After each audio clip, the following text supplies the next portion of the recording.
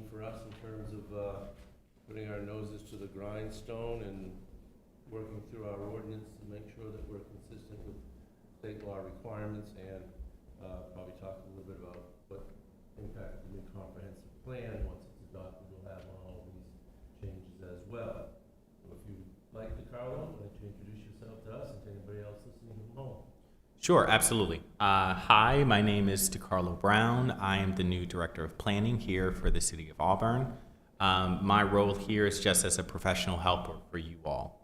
So my role is to help you make decisions that you are legally required to make for the city, and also to guide you so you understand the trade-offs in any decisions that you're making or legislation that you're passing or recommending to be passed by the council or anything like that.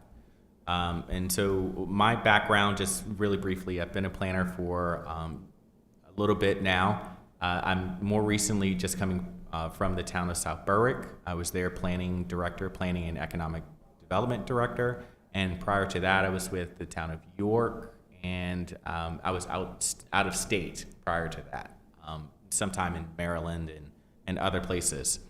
Now that I'm here, my first charge was to help you all with some legislation changes.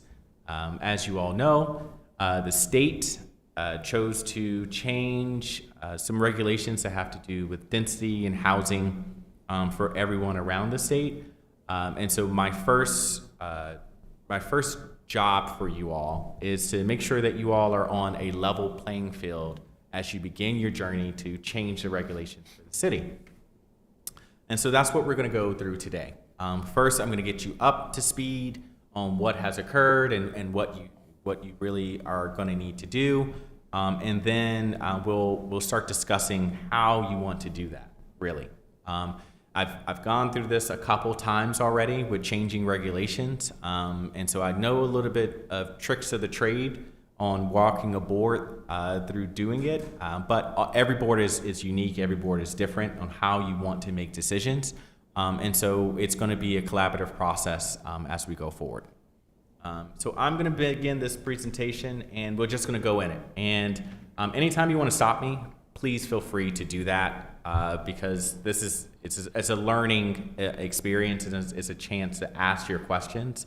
And if I don't know, I'm going to tell you I don't know today, but I'm going to find out the answer for you, at least find out who knows that answer and get it back to you.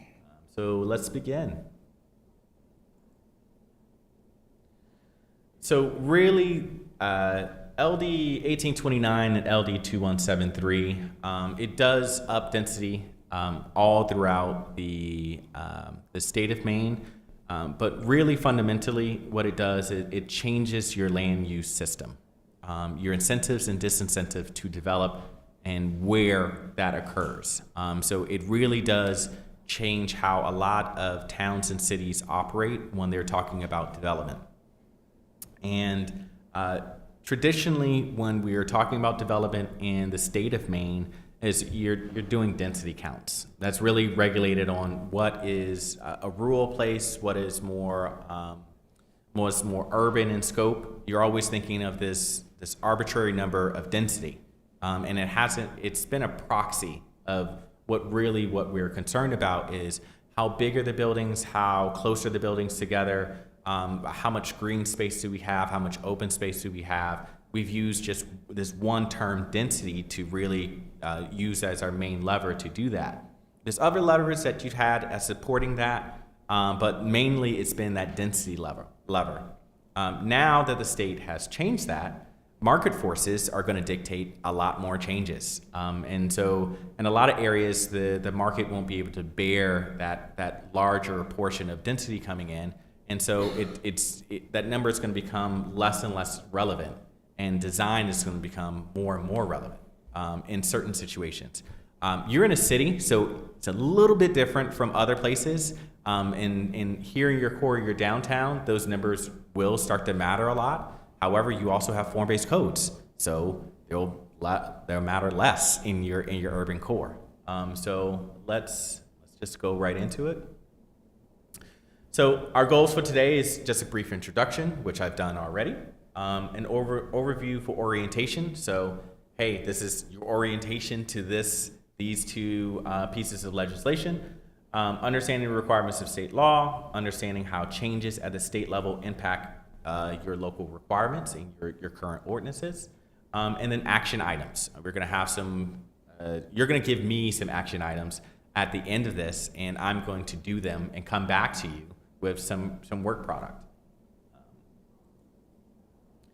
So why do we have to do this? State law has made changes to lot sizes and density standards, specifically, based on location and availability of public water and sewer. These changes alter our land use regulation system, which incentivizes growth in some places and disincentivizes growth in others.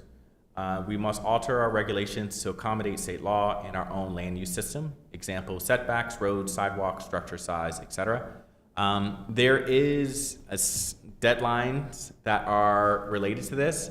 LD 1829 will be active this July, from July 1st to July 14th. And then it becomes dormant again for a complete year to July 1st, 2027.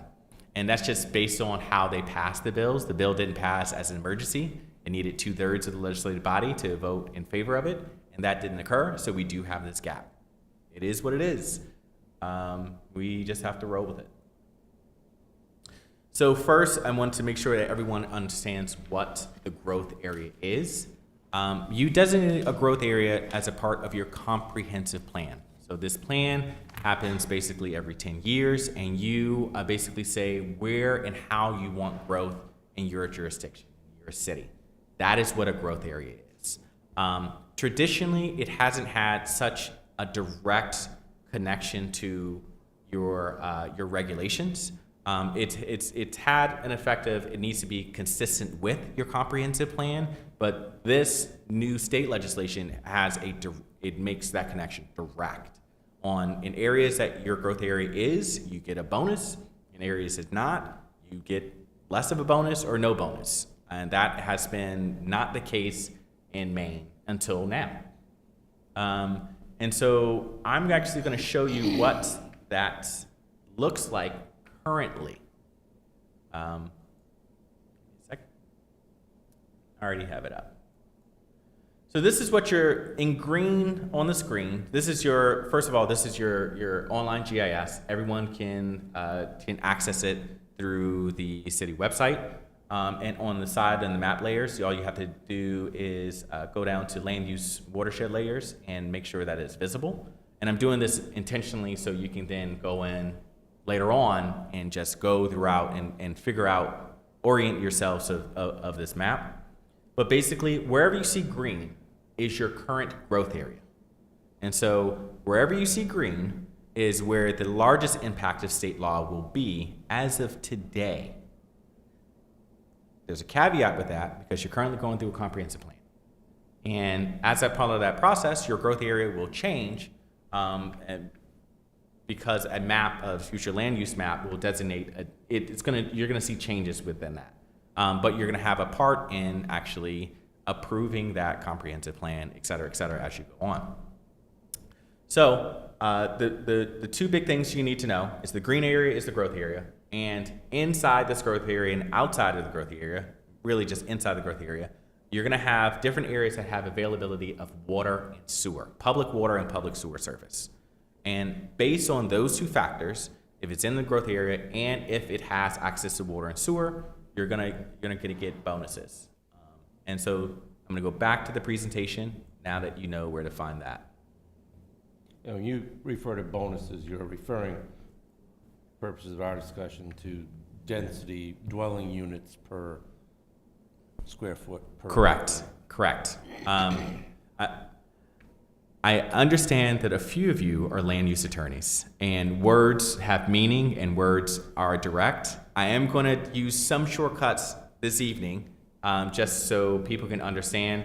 It's going to, basically, we're going to go back into the details eventually, but I am just giving you just a basic overview so you can understand the base concepts. So your comprehensive plan is an official document, and it's a statement of where the city wants growth. If you know a little bit about land use law, Basically, you can't say you don't want any growth. You have to designate somewhere that you want growth to occur. And that just has to do with a whole different conversation that we're not prepared to have tonight, but just to say that you have to designate somewhere that has growth. And not traditionally tied to specific state regulations. Traditionally, new state laws connect the map to the new requirements. So, what are the base requirements?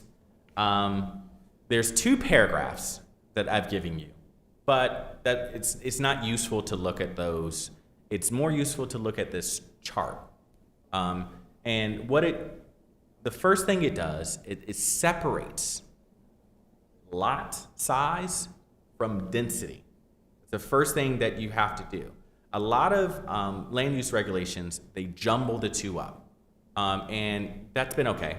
But with this new state law, you really do have to separate minimum lot size from actual density that you're going to get in a separate area. And you have to treat them a little bit differently because of what's going on. So in a growth area, if you have water and sewer, the max it's a restriction on what the city does. The city can't mandate that you have larger than a lot size of 5,000 square foot. So that's just the physical area. So we are not talking about dwellings yet. We're just talking about the land area of a lot. Then we get to density, right?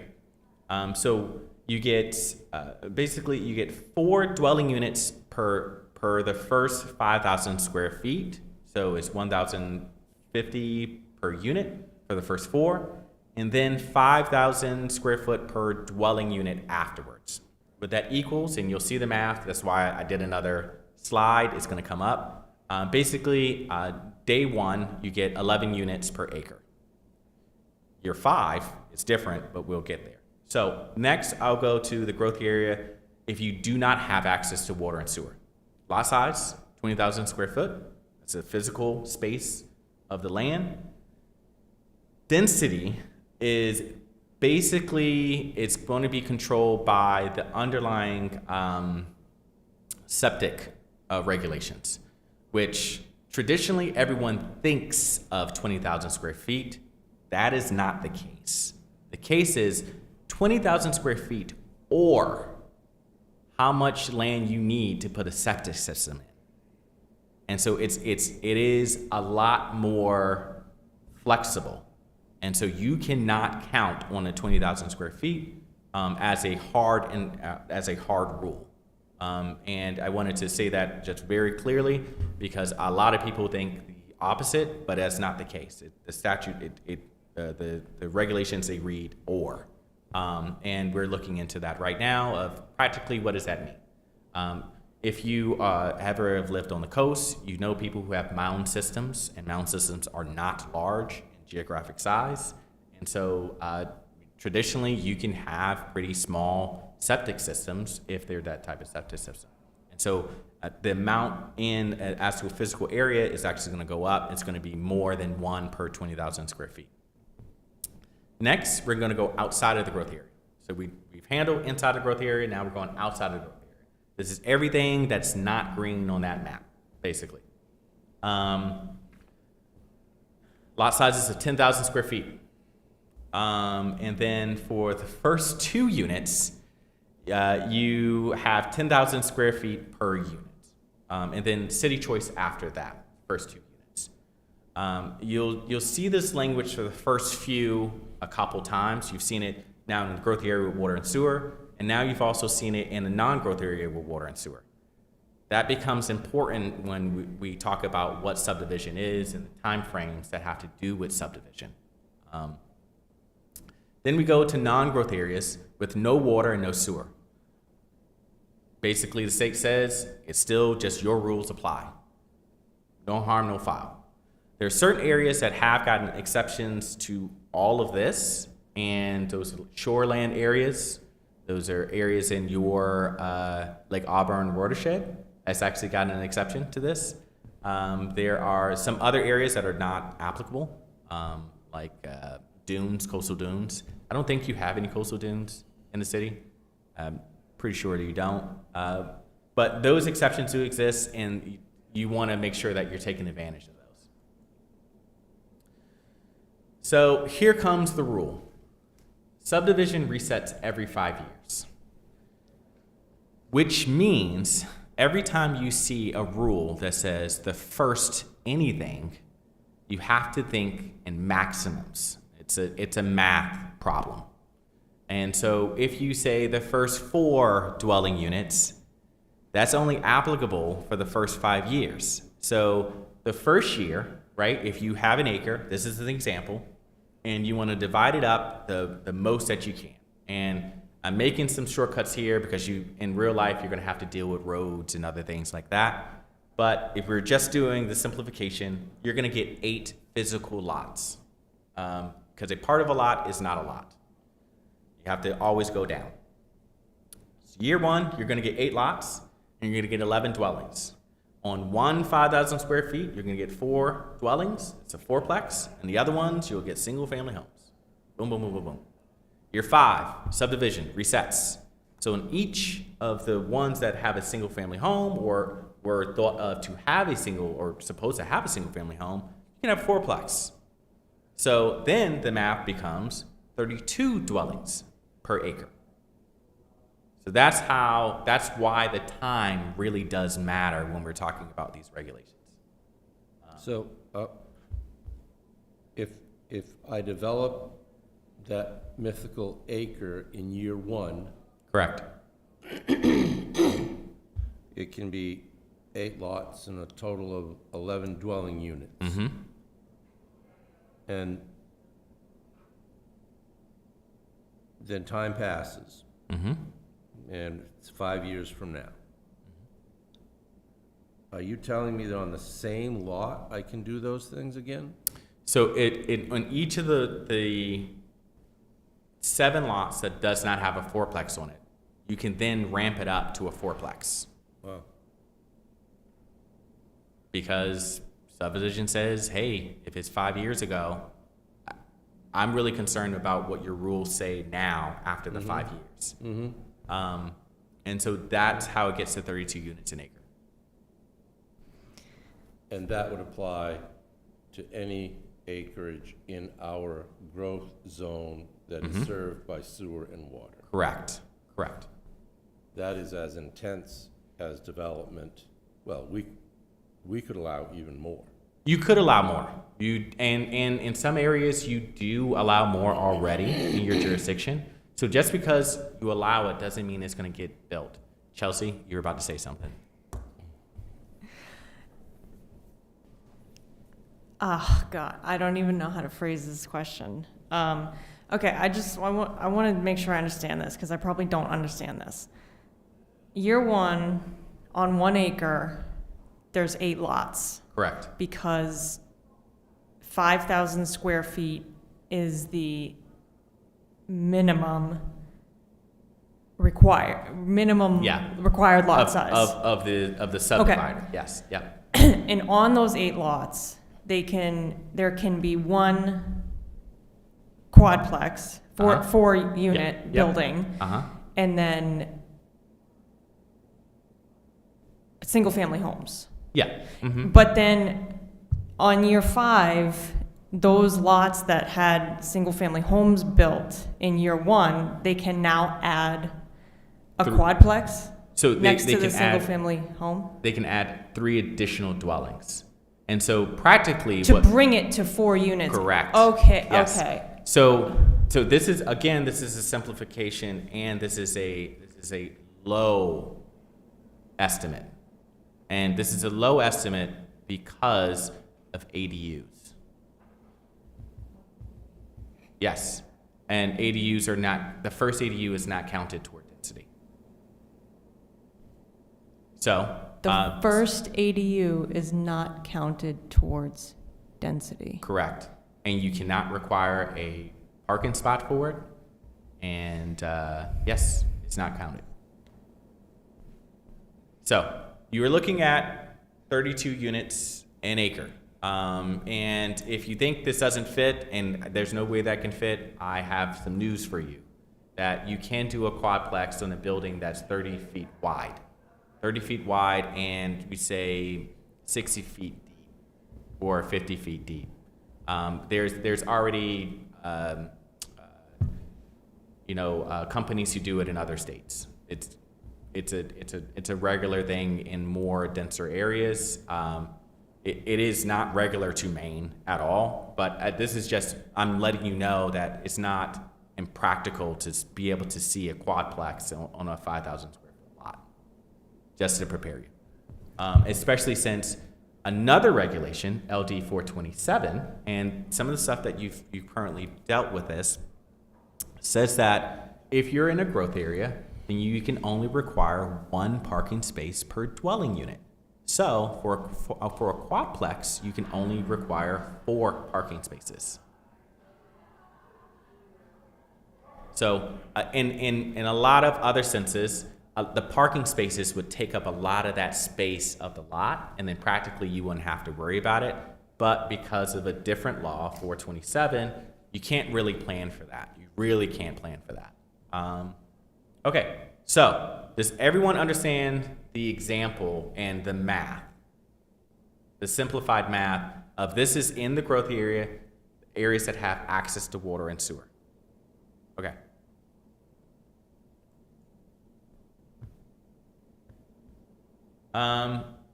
Before I go to this, I should probably go to the map again, and so you can see it.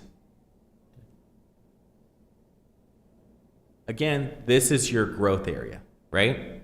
And then we go here to your utilities layers. You are going to see water and sewer service. Here we go.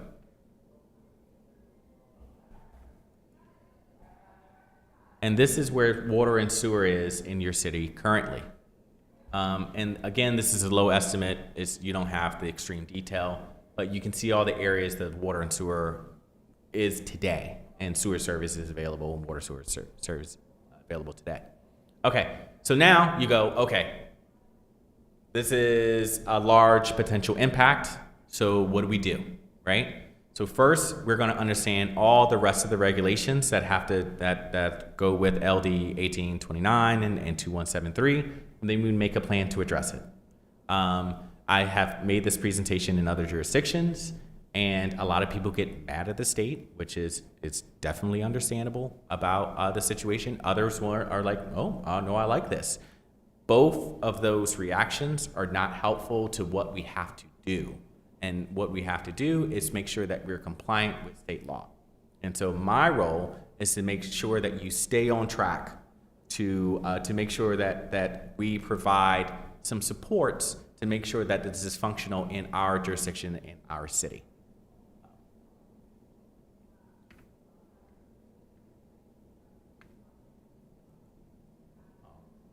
Did I miss it? It's okay. All right. And here we go. And I do apologize if I'm saying it this way, but I want to make sure that you guys are getting all the information and getting so in a time frame that you can get this information, you can understand it, and then you can go home because this is a special meeting. All right, so state requirements. From 1829 and LD 2173, I'm just going to give you an overview, and I've separated it into different sections so you understand what they all are doing. So the requirements that have to do with ADUs. So ADUs that are the third unit attached with or within the dwelling require sprinklers. That's regular IBC, International Building Code stuff. There was a kind of a loophole where prior legislation that said ADUs don't need to be sprinkled. But then if you have an ADU inside the structure and everything else needs to be sprinkled, it conflicted with your actual building code. So legislation fixed that. Second one? It's only the third one that needs to be sprinkled? Basically anything over 2 units in a structure will have to be sprinkled because of building code. And it's a conflict between certain legislation, but in talking to attorneys, anything that fits that bill of a multifamily structure 3 units, it's in the IBC, you have to have it sprinkled. All three. All 3, yes, yes. The first ADU on a lot is not counted towards density. We talked about that. ADUs can be on a lot that contains a 3 unit and below. Some jurisdictions said, hey, you can only have an ADU if you only have a single family dwelling on a lot. It says, nope. If you have a triplex or something, you can also have an ADU on a lot. We can become less restrictive and allow people to have, if they have a fourplex, they can have an ADU. It's going to be our choice, but that discussion will come.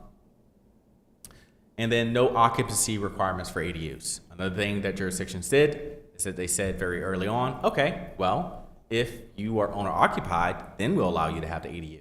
State said, no, none of that anymore. That's based on ownership. We don't want that. If people are making ADUs, regardless of ownership, they should have an ADU. And so now there's no occupancy requirement for ADUs. So now we're going to go to affordable housing. Affordable housing developments. So this is above those other base requirements, by the way. Affordable housing developments are allowed an extra height above our set maximum height restrictions of 14 feet up to 55 feet if they're in a growth area and have access to water and sewer.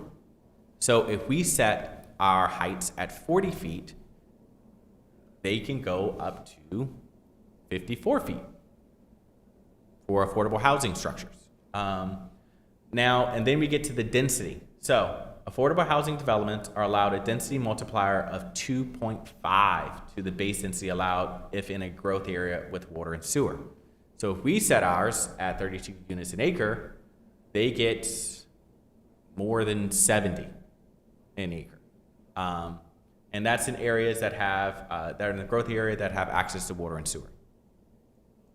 Is there a definition of affordable housing, and where I'm going with Yes. this is, if I build a 10-unit building, do all 10 units have to be affordable housing? No, they do not. I believe the rule right now is above 50%. I'll look into that and I can get a definite, but it's usually when they say affordable housing in this legislation, they leapfrog to the same HUD definition. It's 50% in the structure. It's 50%, so it's not all. It's not 100%. Can I ask a question? Sure.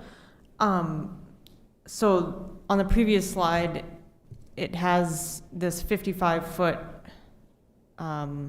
Max. allowed Uh-huh. if it's affordable housing. Uh-huh. So based on what you just said, a developer could have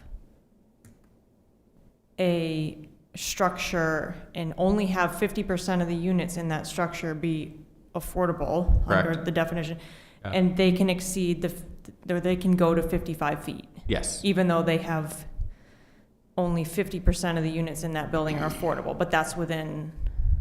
Correct. And so that's the 55 is an absolute maximum.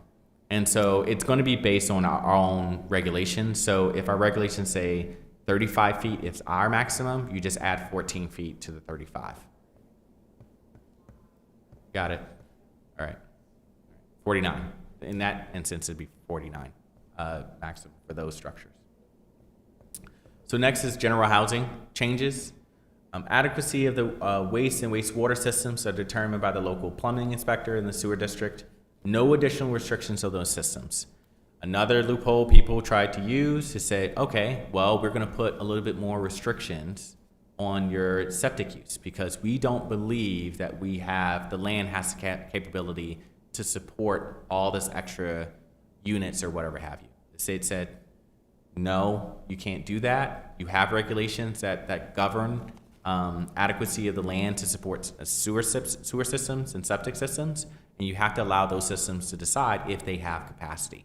You as a jurisdiction, unrelated to who's running, the sewer system or your LPI, your plumbing inspector, you can't on your own say we don't believe we have it. You have to have support with that, some actual legal support with that. Next is dwelling units connected to water and sewer must provide proof of those utility districts that there's capacity to serve the units prior to issuing a building permit. So any building permit. And so this is not just for the things that you'll see for subdivisions. This is also if someone wants to build a single family home and is connected to your public water and public sewer, they have to get some written proof from the sewer district and water district that they can provide that to them. And so now you're gonna get into quotas and stuff on their side that they're gonna have to monitor that type of stuff, which is fine. We continue. There's no restrictions for multifamily that do not exist for single family. So a lot of jurisdictions have buffers that are only on multifamily structures. You can't do that anymore. It's basically saying, hey, what's the difference if I built a mega mansion of a certain size, right? And you have a multifamily, the same exact structure right next door. And I have to have a buffer for my multifamily, and you don't have to have a buffer for your single family home. You can't do that. And so you can say structures of a certain size must be buffered from their neighbors. That is an okay thing to say, but you cannot say based on just the fact that it's a multifamily structure that you get a buffer or anything like that. So you must regulate them the same exact way. So again, you're gonna see this divide between design, right? And this number of density. As you can clearly see it in all the legislation, what's happening. And we're talking buffers, not just setback. Yes, setbacks, buffers, anything that you cannot govern multifamily homes differently from single family homes anymore. As far as land use restrictions on them. So the setback has to be the same. Correct. As well as the buffer. Correct. Difference, a buffer is trees and bushes Yep. and things that soften. Yep. Whereas a setback is a physical distance. Correct. So setbacks for single-family homes and multifamily are gonna be the same. Correct. Okay. And a lot of jurisdictions, I believe your jurisdiction doesn't have a different setback from multifamily structures, so you're already okay with that. But some places do, and this one said, hey, we see these huge mansions on the coast, and they're bigger than any multifamily structure that you're having in some of these other places. And so there's no really basis on having those between each other from their point of view. Here's a big one that's already in play. So this one does not wait till July of this year or next year. Subdivision no longer includes 4 dwelling units in a single building today. That's today. It no longer includes it. Some of these changes have already gone into play. We have to deal with it as we go along. And then next. I don't mean to keep interrupting. Sure. No, that's what I'm asking, please. Just for newer members. Yeah.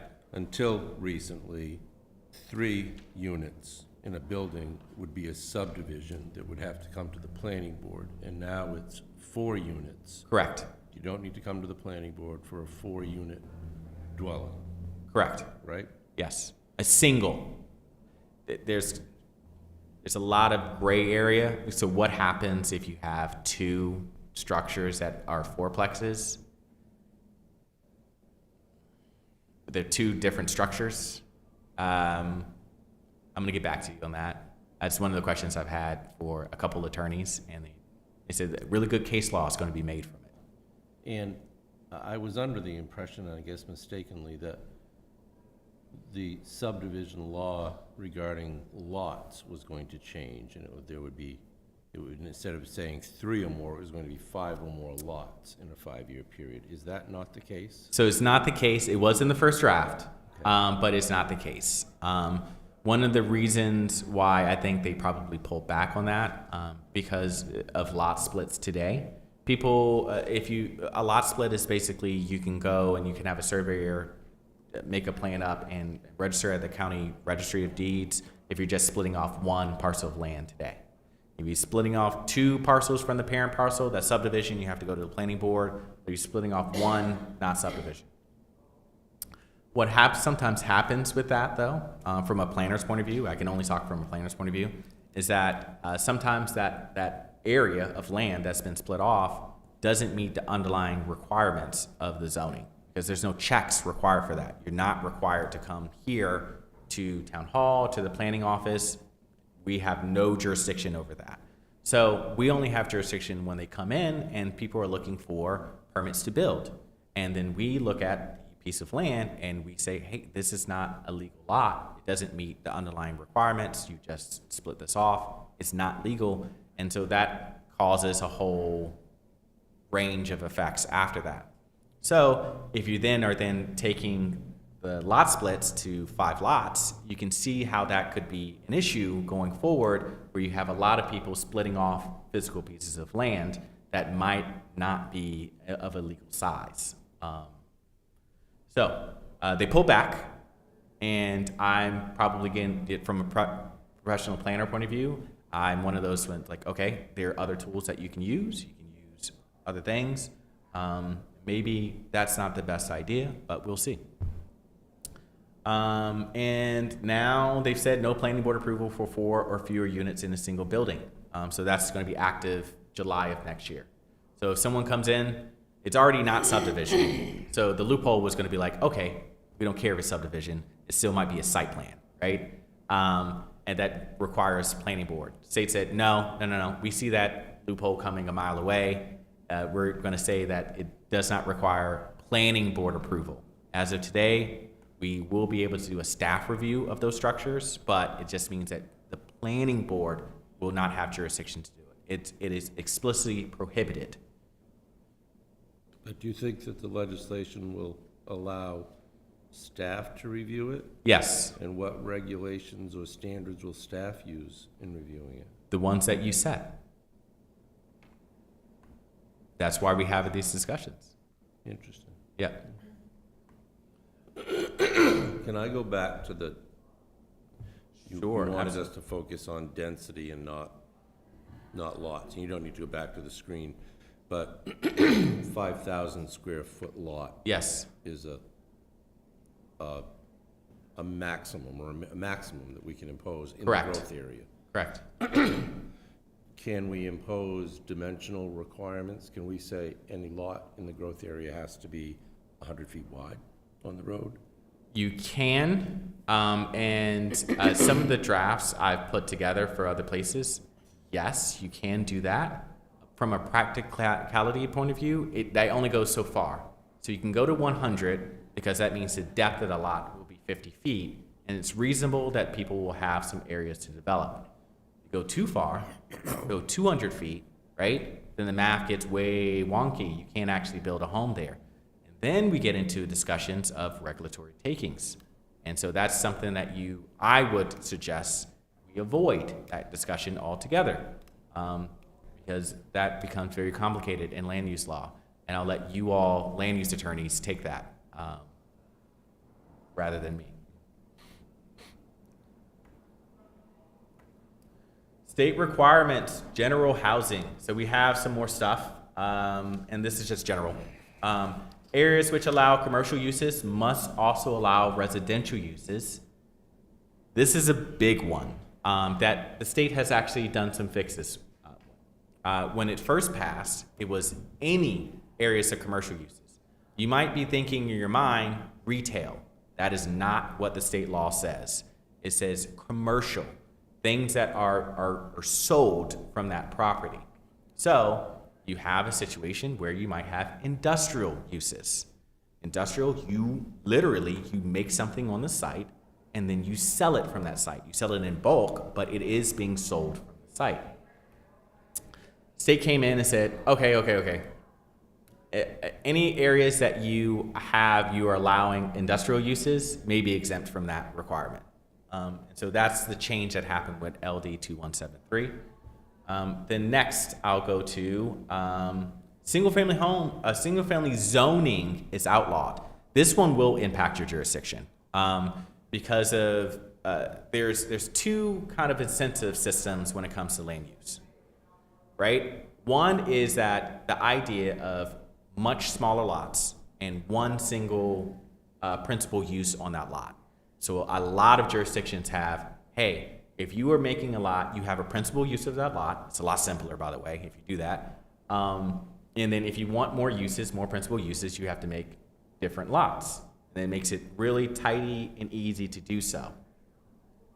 State says, no, you can't do that. You must go to this other system. The other system is minimum land area per dwelling or per structure or what have you, and saying that if you have the land area, you must also allow multiple dwellings on that single lot. You don't have to go and subdivide the lot, but literally divide the land up.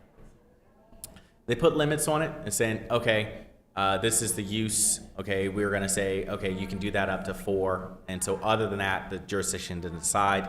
But in practicality terms, it's destroyed the first land use system. And I advise not trying to shoehorn yourself into like those changes. An example, I did have this example up. Thank you, Sam.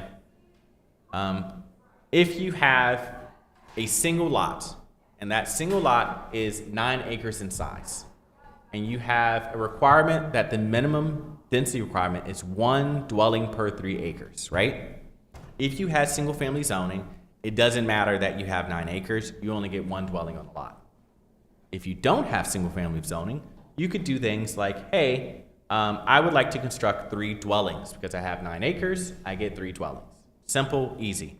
New England towns, by and by, has this system. Some cities don't have the system. You are one of the cities that went the single dwelling per lot route.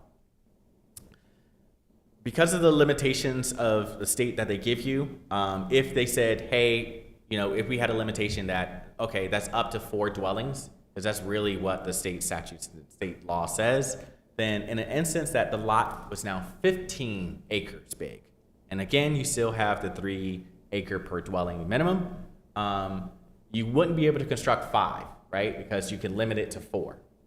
But if you didn't have that, you would, that's basically what's happening there. Does everyone understand what I'm saying there? It's kind of jumbled in my words, but basically you're going to a system of dwelling units per acre, dwelling units per square foot, rather than having these overall arching sayings that 1 dwelling per lot. Can I ask a question? Sure, absolutely. Where do ADUs come into play here?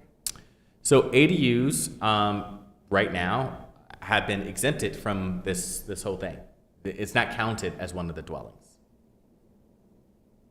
So by state law, it's never been counted. The first ADU is not counted as one of those dwellings on a lot. And there is some caveats to that, but that's a simplified version. This is a use restriction. This is not a density restriction.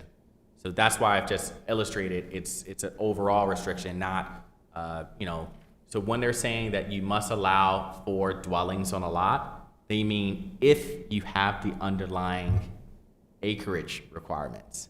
And so that's the difference between, that's why it's separated in the state laws that way. That's what it means. So, in your example of 4 dwellings, well, let's say they're separate buildings, Correct. that doesn't require subdivision review. Correct. If I sell those 4 dwellings to 4 individuals, Oh, actually, it does. It actually is the opposite. If you're having 4 separate homes on one single lot, it is subdivision. It's only when those dwellings are inside a single structure that is not subdivision. Yes. And so in an instance that one person wanted to make 1 fourplex, right? 4 dwellings in the structure, not subdivision. Okay, but I want to put 2 duplexes on the same lot, subdivision. Yep. It is what it is. But again, this is a use restriction, not density. And then we're going to go on to more things that they did 19 things, by the way. I gave you a list in your packet, and we're just going through them so we can talk about them. Lake Auburn watershed overlay, shoreland, coastal sand dunes, and special hazard floodplain can be exempt from all of that. Well, most of that, the majority of that. So the density count is exempt from.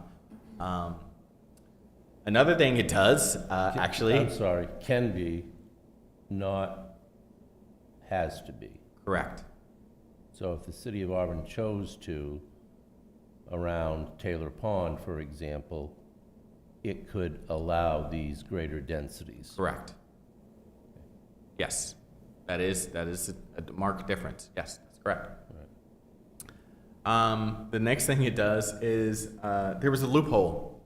So small child care facilities.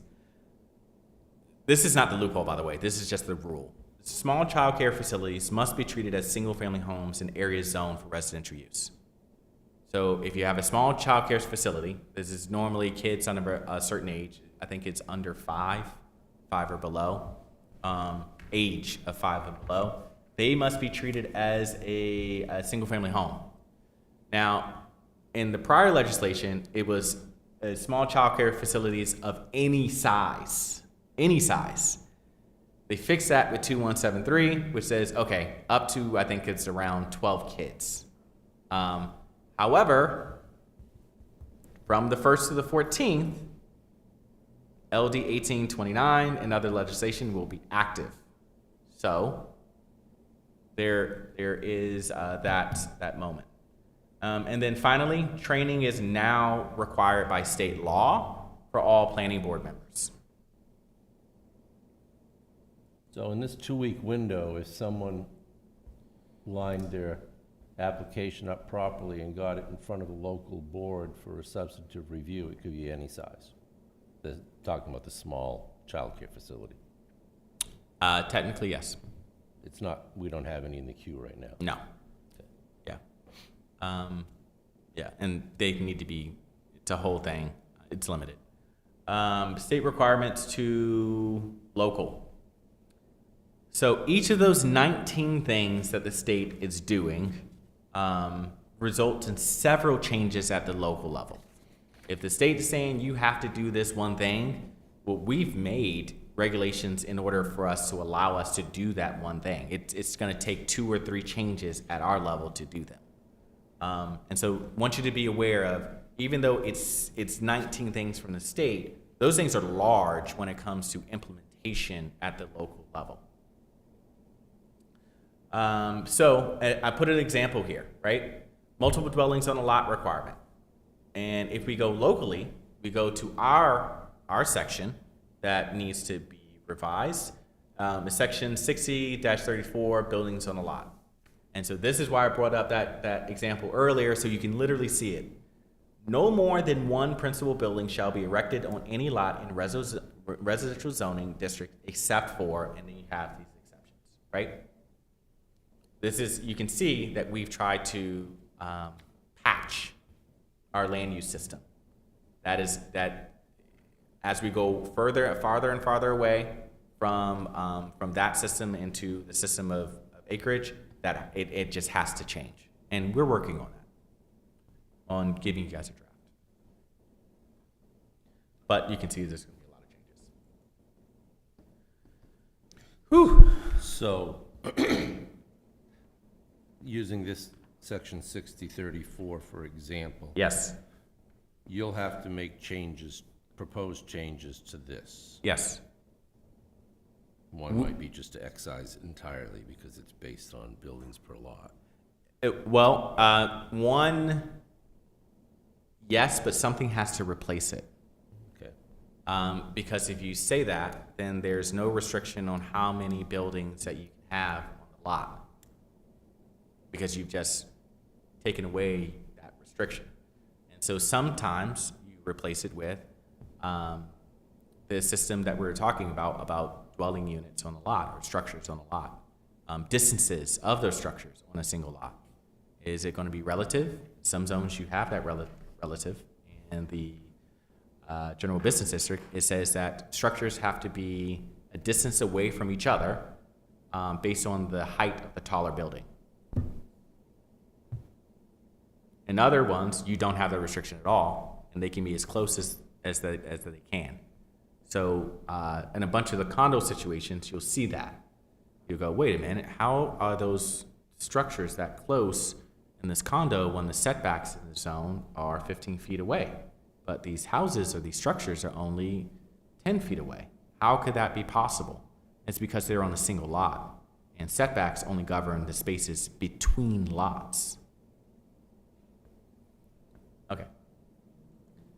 So we are at a break because I knew that was going to be a lot. It always is a lot, and I want to check in with you to see if there are any questions, any responses, any first reactions that you're willing to talk about, or you have for me to go back and discuss, or anything like that.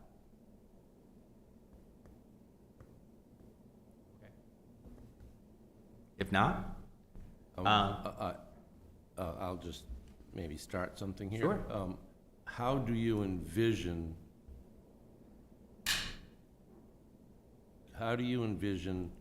attacking this requirement that the state has made, these 19 mandates? Do you envision locking yourself in a room for a couple of weeks or so and then coming out with a plan and proposed changes and bringing it to us? Or do you think that we will nibble away at it pieces by pieces, or do you have a thought on that yet? it's going to be a mix of both. How do you eat an elephant? One bite at a time. And basically, I've done it both ways. What works well for such a large amount of changes is that I can present something for you to react to. And I'm going to go through that in a second about the process. Some things I'm going to need some buy-in. And in your packet, you'll see some questions. And the reason those questions are there is that because over the last few weeks, I've been holed up in a room looking over your regulations and asking, well, okay, if this is the case, I'm going to need to know this answer or this preference. I'm going to need to have some feedback on this. The reason why we're starting, at this time is because it should go through a couple terms of revisions, and it should get full input. By the end of this, you guys are going to be policy rock stars. Like, you are going to be, hey, yep, I know how the system works. I may not agree on that, but the majority agrees on this. But this is what this system does. This is what the lever does, and everything like that. And this is what I would like it to do. And so this is going to be a little bit of the policy training as well as what we're doing here. There are some scaffolding. It's not just about the changes that the state mandates. I am going to put before you some scaffolding of supports that you should put in place before you drop down the density requirements and things like that. Just because without those, you may get some adverse consequences. So as an example, we now know that parking requirements are really low, right, for a lot of the density that we're going to see. So if that's the case, then we should have some type of requirement in some areas for on-street parking if you're creating a new street. If that's the case, we should be thinking about connectivity between lots. And so more people aren't arterials, and your traffic doesn't become out of control if you do get that density. So with undeveloped lots of a certain size, you should be thinking about thresholds and connectivity requirements between bigger lots. And so keeping that traffic off of those primary roads. You're in land use now. You have to think about the land use systems that are involved. You have to think about open space requirements. If you're here in the core of the downtown, you have amenities. You can go to the library, you can walk, there's parks and everything. But if you're a little bit further out, if there's a larger subdivision happening, okay, then those people are going to need some open spaces. And we're not just talking about passive open space that's a piece of land out there and there's space there, but we're also talking about active recreation. It should be able to service the people who live there. If you have 1,000 people in one area, there's some amenities that are going to need to be support there, or you're going to have a lot of cars going a lot of places. So these are interconnected systems that you're going to start to think about, and I'm going to give you some tools. You're not going to use every tool I give you, but I'm going to give them to you, and I'm going to teach you how they work, and then you're going to give me some guidance of, I don't like that tool, or I really like this tool. We would like to use something more like this. And so There are 3 pieces of scaffolding that I am envisioning of using with this: open space standards, streets, and I'm sorry, I already have a list. Open space standards, street standards, and what is the other one? Sorry, I've been in legislation mode like for a very long time, and so I'm also thinking about street standards, open space standards, and what is the last one? I'll come back to you. But that's how I envision working. I'm going to give you the scaffolding first, some just general things of, hey, these are the things that you should be thinking about, and this is why I'm giving you this draft. You don't have to say yes to the draft today, but we should start working on the concepts, and then I'm going to go back, rework them to the system that works, and then I'll present it again to you. You already have some tools in your toolbox.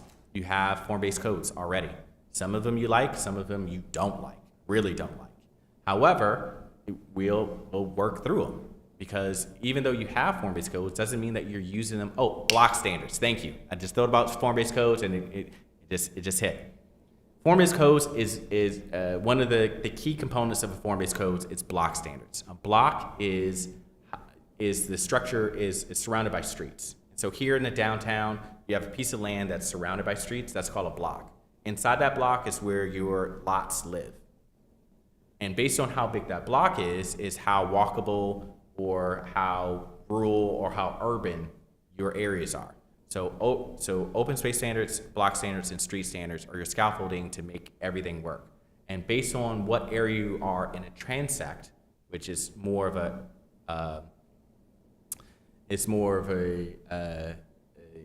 a biological term and environmental term, is based on what tools you're going to use in the day. So it's a long way of saying that I'm going to give you a lot of tools. I'm going to throw some things at you. You're going to give me some responses, and then you're going to come up some more ideas of yourself, and we're going to look into those. We do have some time to do this. We don't have all the time in the world to do this, but we do have some time to put the guardrails on first, and then you'll see the state standards actually are, when you get down to them and actual changes you need to do in your ordinance, they're not so terrible of like physically doing them, but you want to have your supports before you take away everything. I'm trying to give you some training wheels, if that makes some sense. All right. Any other thoughts before we start back up? I'm just going to make one observation for Sure. newer members who might not understand, and if you do, I apologize for bringing it up. This process is one where we are going to be making proposed changes to the ordinance that will then go to the city council. Correct. Which only the city council can make the changes. So we need to know what we're doing in order to make a recommendation of these changes to the city council. Correct. And one of the requirements of making recommendations is that you have to have your reasonings behind those changes, those amendments to the zoning ordinance. It's actually in the law today, your laws, is that when you're recommending, you have to have your reasonings behind it. In order to have reasoning behind it, I need to make sure that you understand what the regulations are doing. And that's the biggest reason why I can't just throw stuff at you, because you need to understand why you're making these recommendations. How do we do this? We recognize the scope is very large. We adopt a process of drafting and reacting, what I just described to you. It's going to be a call and response. I'm going to say something, you're going to respond to it. And then it's going to involve some flexibility and communication. Because we're going to go through this portion, this portion, this portion, and then you're going to find something that goes, the system worked until we brought up this one thing, and now it doesn't work anymore. We need to go back to step 2 or step 3 to reconfigure it and make sure that the system works again. And you're going to get into practice of this. It's going to be a little painful to start off with, but as you go through it more and more, it's going to become a lot more comfortable, and then you're going to be telling all your family and friends how to do it. So we have a few steps. We identify the state requirements of law. Boom, done. We already are on our way with this. And so now you have your list and your presentation. You know exactly what the state requirements are. It's not some weird, I don't know what it is. You know exactly what it's requiring of you. We identify areas of impact. Preliminary done. You've seen the map, you know where it is, you can see those neighborhoods. And I say prelim done because usually when I'm changing such a big land use system, we have a lot more time. Usually before we get to this point, I usually have 6 months of actual practice time and things occurring to do analysis, to go out and to do surveys into the community. Not surveying literally, hey, what do you think about this? But literally measuring, like measuring the sidewalks, measuring the blocks and everything like that, breaking it up into neighborhoods. This neighborhood is yada, yada, yada. You do not have time for that. I'm just gonna be very real with you. You do not have time for that at the beginning of this process as we normally would have. Then we're going to ask questions about current process and future wants. This is what we're approaching. The more you get understanding of this, the more you're going to have an opinion on you want this or you don't want this. And then we're going to plan for the immediate changes, the interim changes, and future priorities.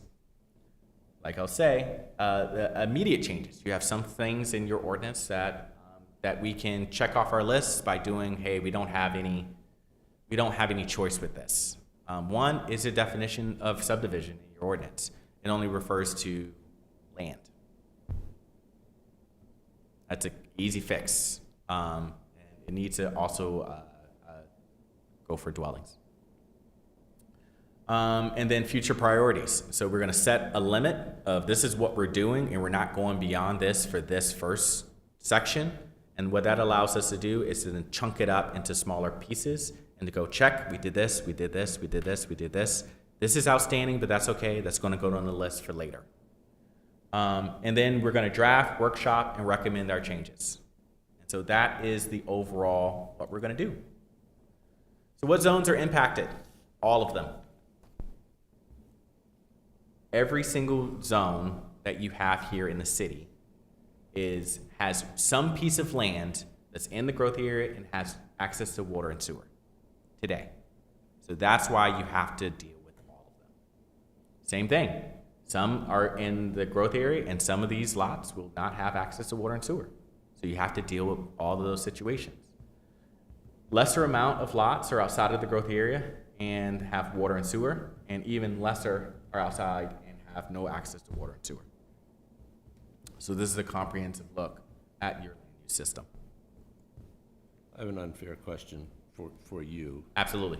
I love them. And I don't know if Sam's been involved with the comprehensive plan committee meetings, but are they, members of the comprehensive plan committee, aware of the importance that this state law puts on areas that have sewer and water and areas that we identify as growth areas?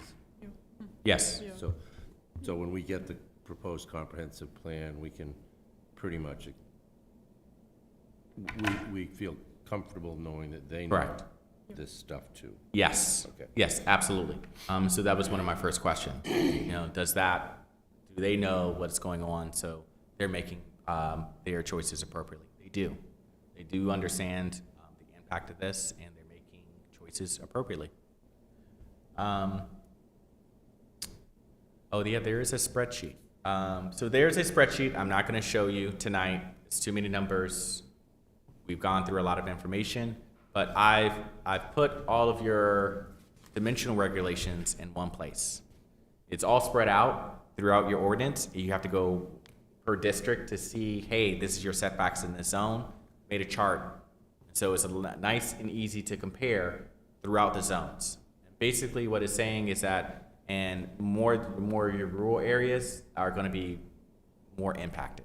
And that's something you already knew. But something you did not know, and the reason why I did this, is a large portion of this, of controlling the actual structures on the lots, have to do with side setbacks. And actually, in your zoning ordinance, you are very loose on your side setbacks. Some areas, I think your most restrictive is 15 feet. even in your ag zone. And so because that's the case, that's not going to be a heavy lift when we get to altering those dimensional requirements for the side setbacks. There are some other areas that are going to be more impacted than most, and that's why we're syncing this whole thing up with the passing of the comprehensive plan. Because if not, some areas that you don't think are going to be impacted will be impacted, and then the comprehensive plan will change, and then those areas will be impacted less. So we're syncing ours up with theirs. So the idea is to sync this whole thing up with the passing of the comprehensive plan, and so you only have to deal with those areas that are then going to be in the growth area. So it's a more limited area to deal with. After that, the comprehensive plan will pass, and then you will talk about rezoning areas. And because you're doing it this way, you don't have to talk about rezoning areas today. That's the real reason we're doing it this way rather than thinking of rezoning areas within your growth area. It's a much more complicated way to go if you're talking about rezoning. I know so because I've done it multiple times. This way you can just have the discussion of state standards, and then afterwards you can have how you can become compliant with those the new comprehensive plan. We've already seen the GIS map, so we're not going to go back to it. This is a more complicated view of the timeline, but right now we're at the current comprehensive plan. We have a current comprehensive plan. This is the current impact. We don't know what will happen tomorrow. Something may happen and that whole system may collapse and they don't pass a new comprehensive plan. You don't know. You cannot know. And that's why when someone says to me, hey, but we're going to change that regulation, it's like, yes, but it's not changed today.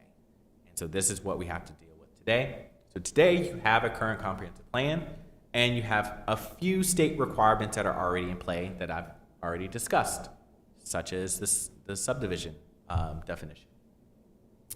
From July 1st to July 14th, LD 1829 will be active, period. And it is what it is for those 2 weeks. In October, we are envisioning the passage of a new comprehensive plan. That's the tentative schedule right now. And then October 2026 to July 2027, you'll have a new comprehensive plan, and that is your interim period of, hey, getting these regulations ready, right? Passing these regulations, seeing how they work. You can see if there's going to be some wiggle room. You can time it. You can make changes to it. And there's not such a risk, a legal risk that's coming from somebody trying to sue the city or something like that because we're not compliant with state law. You will have that time to really key into anything that might need to be altered. And then July 1st, 2027, you'll have the new state standards and a new comprehensive plan. And you can continue your work on making sure that you're compliant with that new comprehensive plan. But you'll already have that scaffolding, and you've already been working in a new system already, so you'll know what changes you might want to make at that time. Can you Simplify it? I'm thinking of the comprehensive plan and our role. Correct. In that review and recommendation process. Your outline timeline suggests passage of the comprehensive plan, meaning the city council will pass it. Correct. Or adopt it. Yes. Before that, I think that we're planning to have maybe 3-ish meetings. Yep. To go over the comprehensive plan. Yes. Which we have to recommend. Yes. Once the comprehensive plan committee delivers it to us. So it's almost June now. Those meetings, I gather, will take place in August, September timeframe? That's the plan, and the August-September timeline. I believe you guys may have already been sent a draft of the current.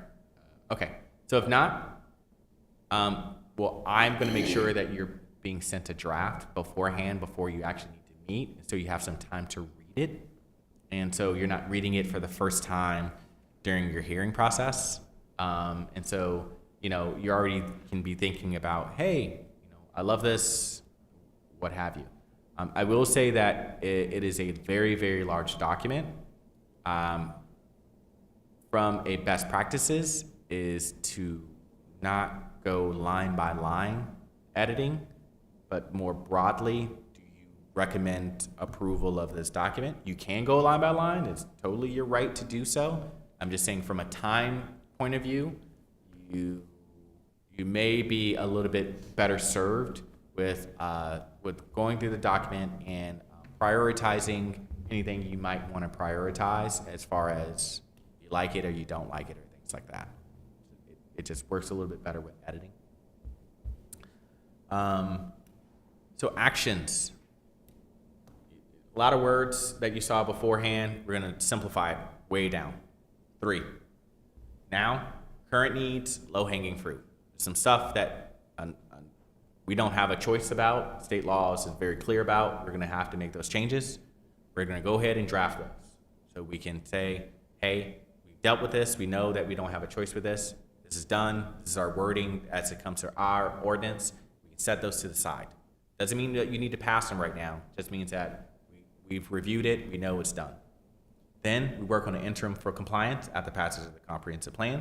So we're going to be working on that system coming up right now. We're going to start working on the scaffolding system to make sure, because it doesn't matter what the new area is, you're still going to need a system to deal with.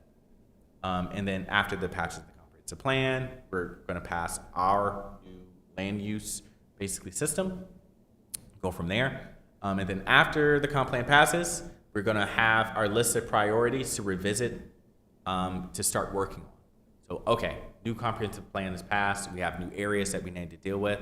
What are we going to do to do with this? Are we expanding? Are we rezoning this zone? What are we going to do in these areas, and how are we going to make this work? And that time we'll have to discuss for that. So really, this is just an organization of what I just said. Immediate, fast and necessary, fast and helpful. Interim, it's going to be some complex and necessary, and complex but very valuable. And that's the scaffolding that I was talking about. And then priority is going to be the cleanup and usability, and then the complex but helpful. Not extremely valuable, but helpful. So I put some examples up there. So fast and necessary, remove restriction on principal buildings, add lower limit on space between buildings that are not connected to party walls. That's just like a standard, right? Fast and helpful, remove requirement for a lot to be located on a public street, because today it is. And add private way constructed after 68, if maintained by HOA or road association, frontage, rework your frontage definition, open space, access, and active recreation. So you can already tell you got some work to do, right? And then complex but necessary, block standards, thresholds for block standards, add access requirements for lots without frontage, cottage courts versus back lots. Cottage courts has fee lot simples, but they're not right on a street. And so if you want that type of development, you're going to have to rework what you're doing about frontage, because you have to, because it's a new lot. And then complex but valuable, an example of that would be open space standards update. That's going to be really helpful, just because we were talking about the support of a lot more people, possible a lot more people. So plan to making it work. First step, answer questions. So there are going to be some questions that I have for you that I need feedback on. Next, implement block standards. Next, correct open space standards, add active recreation requirement. Next, augment street standards to account for parking and trash systems. By the way, you have automated trash that on one side of the street, people can't park on. So now you're going to have to account for that in your land use system, right? So if you're only requiring on-street parking on one side and people can't park there, or the opposite, you're only requiring on one side, and so you are now mandating that everyone put their trash on the other side of the street, you need to account for that design change, especially if you're not requiring a certain level of tree yard esplanade and sidewalks on that side of the street. So where are people putting their trash? These are real questions that are going to come up. And then finally, we're going to do stuff on-street parking, variable for separation of pedestrian vehicles, and then ensure the site standards are changed in response to above and state requirements. So when you have that all set up, and we can pull the lever going, all right, we're ready, drop the state standards, we're good to go.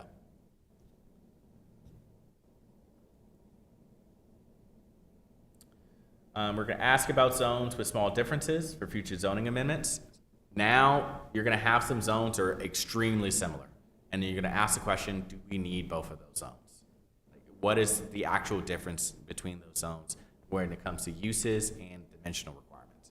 Some zones you're going to see, they're literally maybe like a tiny change between the two. So that might be a chance to consolidate. Implement transitions between zones that have large differences.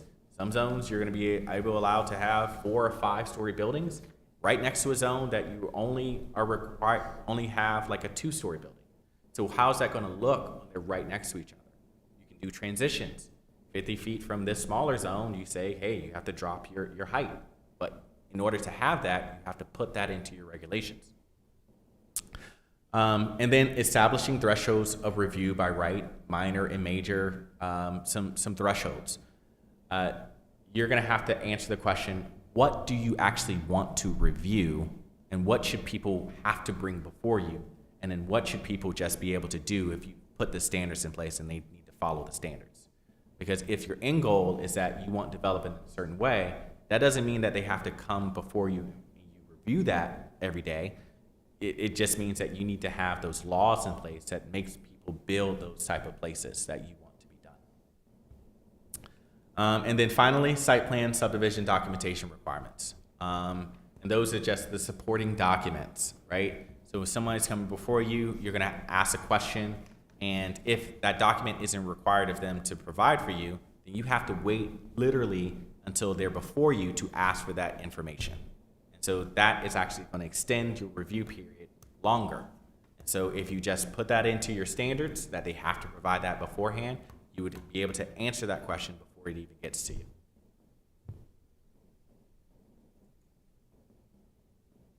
So action items. This is it. This is done. I know it was a lot, and that's why we actually called a special meeting.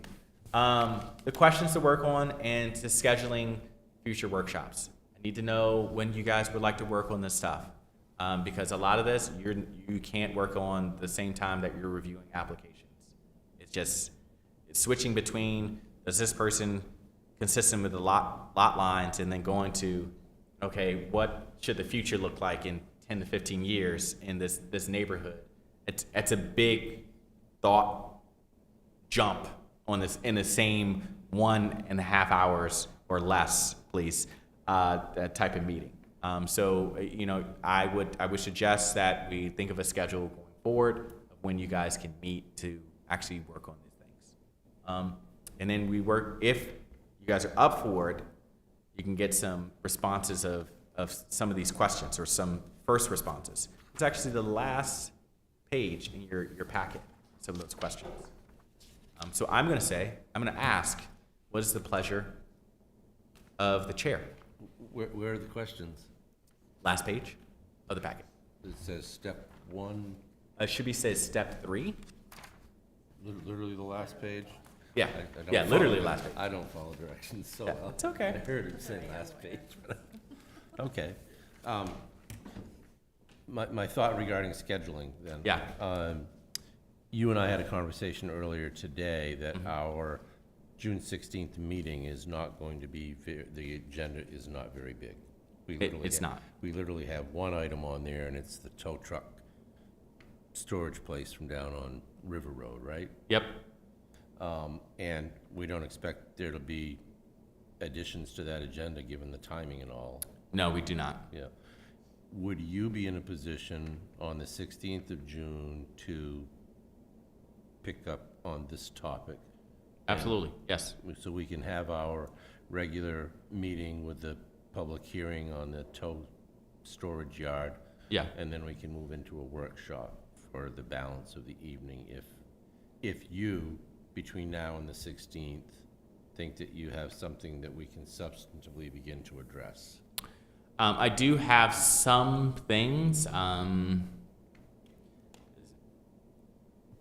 They're drafted on my side. I would like to get some feedback from our attorney before I start bringing it into a public setting. and just to make sure that he's saying, hey, either you lost your mind or no, you're on a good track. That's something that we can do. I'm fairly confident that we can start talking about these things. So I will have something prepared for you. I might not have the exact wording, but I will have some topics for us to start to discuss. Yes. Well, and I would offer this as well. You might want to give an abbreviated Yeah. presentation of what you gave the 5 of us this evening. Yes. To the entire board, so that they're not trying to play too much catch-up. On the other hand, Absolutely. we've got to move forward with Correct. with what we have and who shows up. So, why don't we tentatively plan for a workshop on this topic at our June 16th meeting? Sure. Absolutely. And I think where you were going with your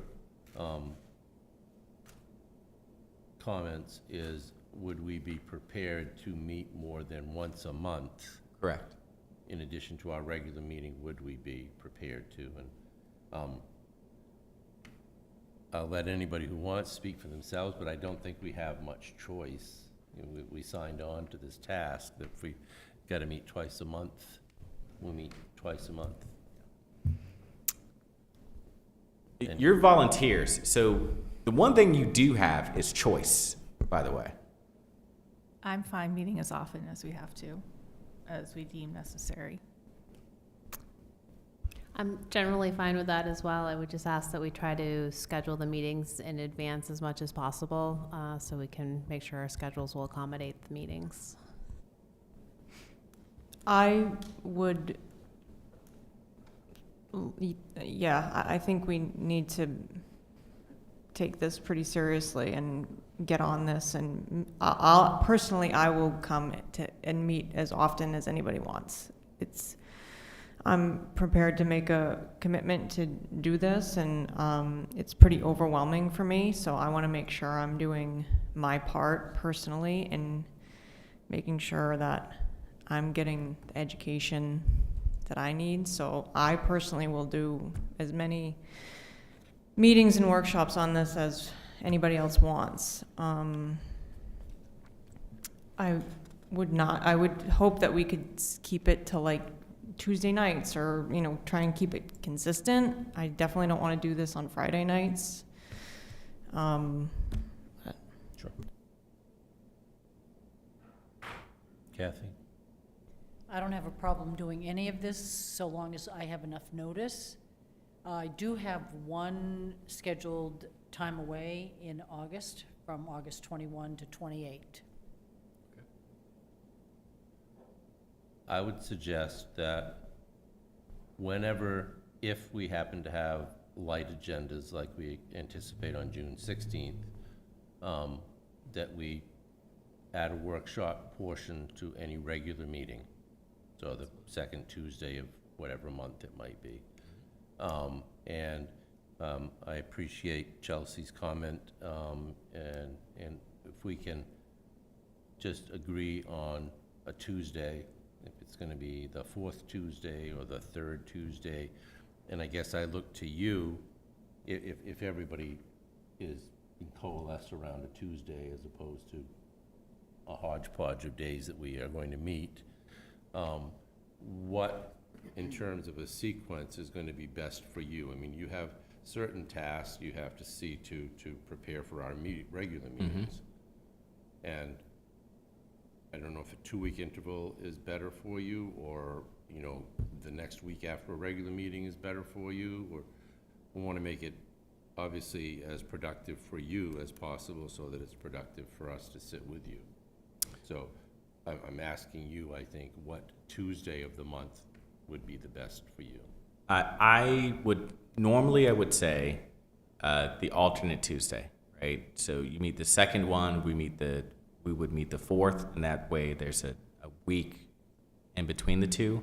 However, I do believe the comprehensive committee they meet usually during that time.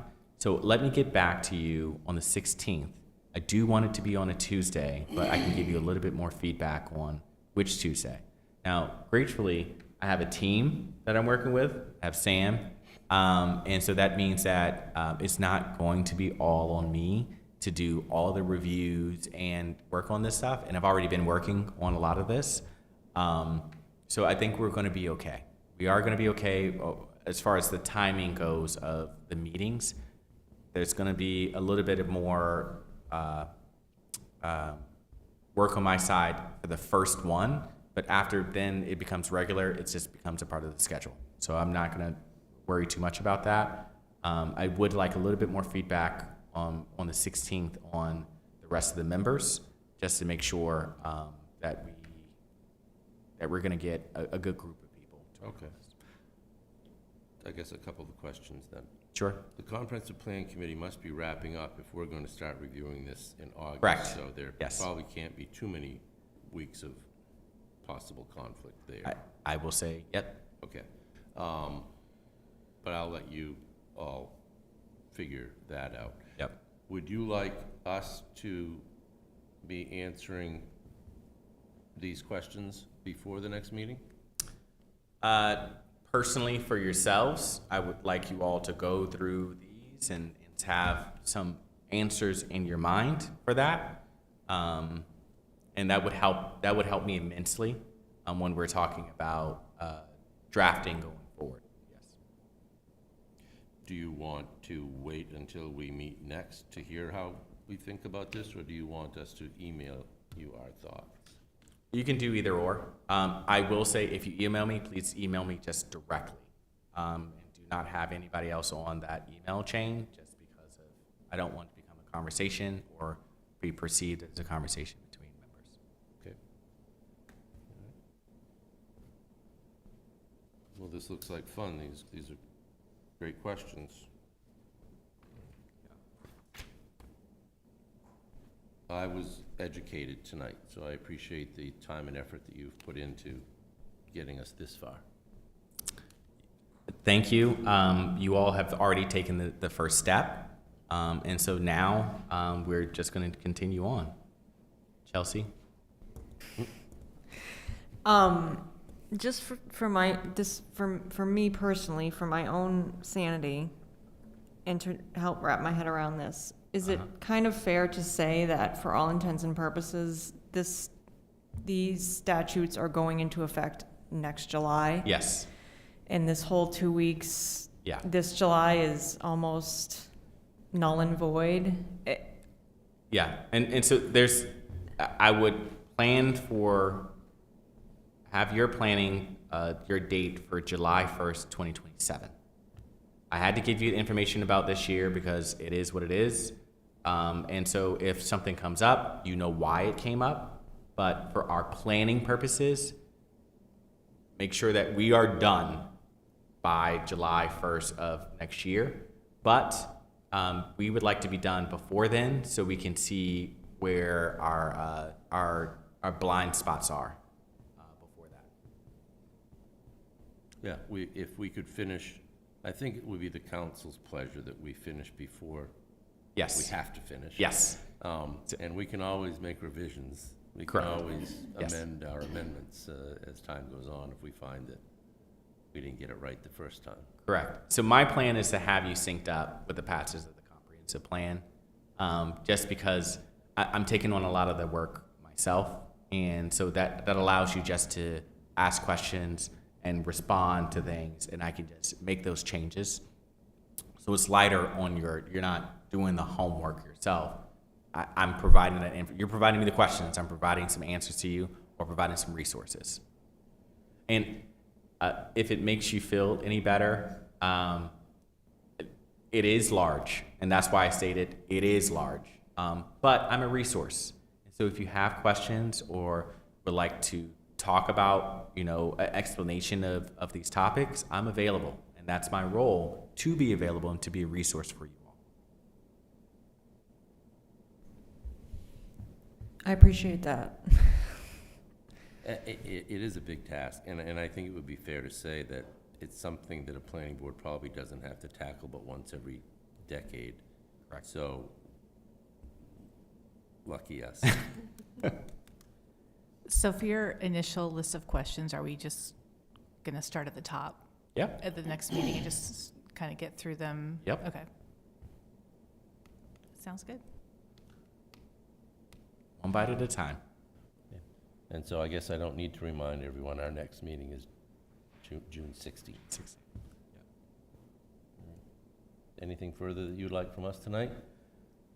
Just, I'm happy to see you all and finally get to meet with you all at a meeting. I've been to a couple of comprehensive plan meetings, but I haven't had the chance to be before you. And normally, in any other time, a planning director's role is it's being with you, this board, and acting as a resource to this body. So I'm just excited to meet you all, and I just thank you all for your time, not only today, but that you have agreed to do this. And you don't have to do this. This is something that you volunteered for. And so I'm just really grateful for your service to your community. Thank you. We're happy to have you on board. Thank you very much. Well, we're adjourned. Did I hear you say?